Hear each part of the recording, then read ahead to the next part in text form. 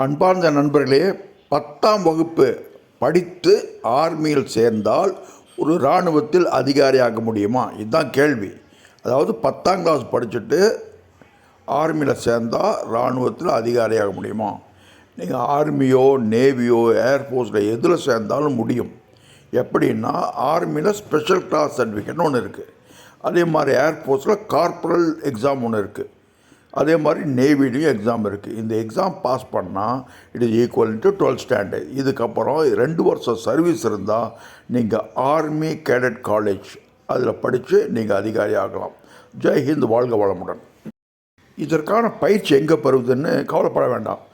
Defence academy Coimbatore உங்களுக்கு 10ஆம் class படித்து முடித்ததுக்கப்புறம் இராணுவத்தில் ஒரு சோல்ஜர் அல்லது ஏர்ஃபோர்ஸில் நான் டெக்னிக்கல் என்ட்ரி சோல்ஜர் செயலராக சேரக்கு ட்ரைனிங் கொடுப்போம்.